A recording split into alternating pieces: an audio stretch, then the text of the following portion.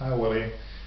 This is just a quickie that I recently did, but I actually performed this for people, and personally I like it. The reaction is very good, but it's not extremely slide heavy. It's actually just one particular slide, and I'll explain the slide to you first. It's from this guy Yuan, or whatever, that French guy, and you take any card, place it in the center, you go over the cards, and the card changes now. A 5 changed to a 7, so that's not very good. We'll try another one. We'll change the 5 into a 10, and which kind of already gives away the method. The 5 goes in the center, and you go over the cards. It's kind of hard to do it just to the thing itself, and it changes into a 10. Just very briefly, I thought it was it was kind of a nice change. And what it is you place the 10 in the center, and at the bottom of the deck you have one card face up, and then you do the lapel spread pass sort of thing, but you can spread the cards or not spread the cards. It's entirely up to you. And you do that, and as the packets coalesce, you push this one in, and the one that was at the bottom you push out.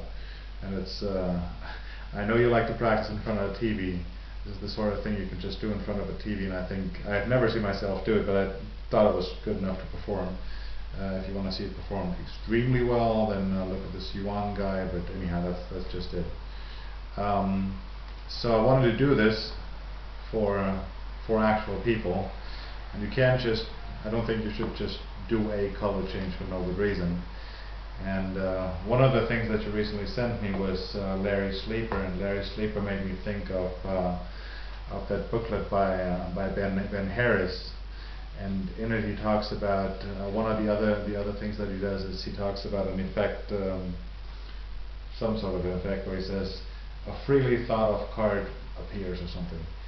And I remember reading this when I was in my early 20s, and I thought, I like freely thought of cards, you know, out of sight, out of mind, or Derek Dingell's fan thing or whatever, and maybe you do a little bit of fishing and you get a freely thought of card, and that's a very good effect. And all it was a peak, and I remember being quite disappointed with that. I thought he was not lying per se, but I thought it was a bit much to say that a peak that card is freely thought of. And I sort of dismissed the notion, but I kept it in the back of my head. And a few years ago I saw that Roberto Giobbi do his London Magic Circle Symposium thing or whatever, and he talked about a peak as well. And he said, well, you can't just say you peek at a card and now you're thinking of it, it's your thought of card. He said there's got to be an extra step in there. The notion being, you see a card, have a clear picture of this in your head, and concentrate on the picture that you have in your head, and just think of that. So rather than going from you peek at it, now you think of it, but if you give them a few more steps in between, they're actually going to buy that. And one of the favorite things that I like to do is I like to throw away an effect. I've mentioned this in some other context to you before. You do an effect, but you don't acknowledge that it happened.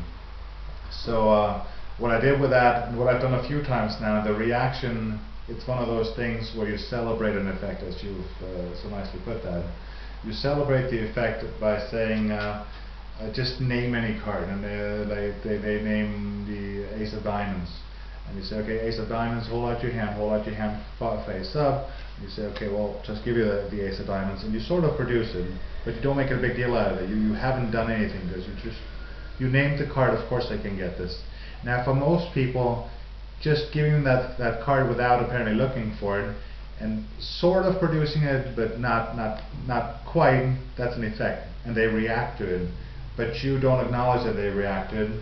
And I did this for this 15-year-old guy or whatever, and I said, and he reacted. That's the first effect that he actually reacted to, because, you know, in his middle of puberty, he didn't react to anything else, but this one just kind of got him. And I said, okay, this is not entirely fair because you named the card. But now this time, I want you to say stop, and say stop whenever you want to. They say stop whenever they want to. Now this card you named, but the second card you didn't name. You have a picture of this in your head, and so on and so forth. And then you do the effect, and you say, well, as you look at this card, just think of your card. Just see the card in your mind's eye, and it will change to that card. And then you do the effect, and it's a quickie. It's a great little move. And that's pretty much all there is to it.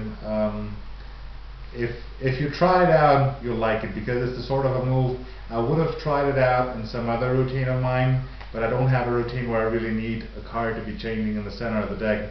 So considering this is a quickie, you can actually play this up for all it's worth, as it were. You can utterly celebrate the effect in your own words, and there's nothing technical to it. Or there's that little move in there, but as far as audience impact goes, it's surprising how much of an impact it has. And if it's not much, I'll have a longer clip thereafter, but I hope you enjoyed it. I did want to share it with you.